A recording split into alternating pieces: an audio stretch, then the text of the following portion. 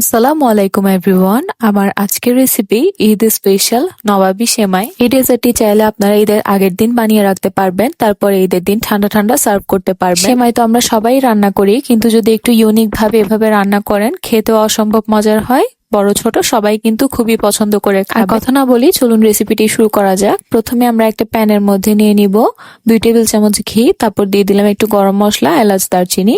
এখন আমি এখানে 1.5 প্যাকেট লাচ্ছা সেমাই দিয়ে ভালো মতো ঘিয়ের সাথে ভেজে নিব। একদম ব্রাউন কালার মচমচে করে ভেজে নিতে হবে। তারপর এই পর্যায়ে দিয়ে দিলাম আমি 1/4 কাপ পরিমাণ চিনি। চিনিটা দিয়ে আবারও ভালো মতো ভেজে নিতে হবে। সেমাইগুলো একদম লো আঁচে ভেজে নিবেন, তো সেমাইগুলো পুড়ে যাবে, ফ্লেভারটাও ভালো আসবে না। এখন অল্প একটু সেমাই রেখে বাকিটা আমি বাটিতে উঠিয়ে নিচ্ছি। এখানে একটু কালার মিক্স করে নিলাম উপরে গার্নিশিং এর জন্য, এটা আমরা পরে ব্যবহার করব। এখন আমরা সেমাইয়ের জন্য একটা মজাদার ক্রিম বানিয়ে নিব। এখন আমরা অন্য একটি প্যানে দিয়ে দিলাম 1.5 কাপ পরিমাণ লিকুইড দুধ, তারপর দিয়ে দিচ্ছি চিনি।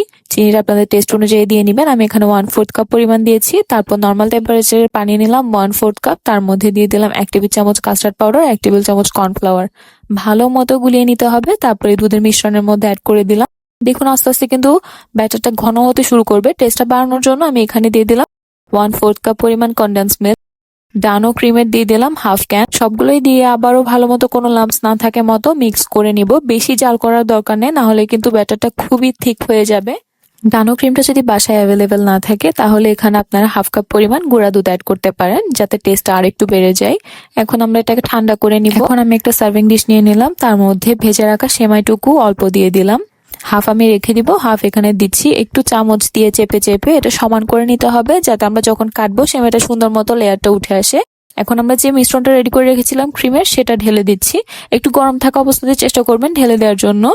এখন এটা সমান করে নিয়ে উপরে যে বাকিটুকু রেখেছিলাম সেমাই ভাজা, তাও দিয়ে দিলাম। দিয়ে এখন যে কালার মিশ্রণ করে রেখেছিলাম ওই সেমাইটাও দিয়ে দিচ্ছি। এটা দিলে উপরে আরেকটু দেখতে সুন্দর লাগবে, আকর্ষণীয় লাগবে।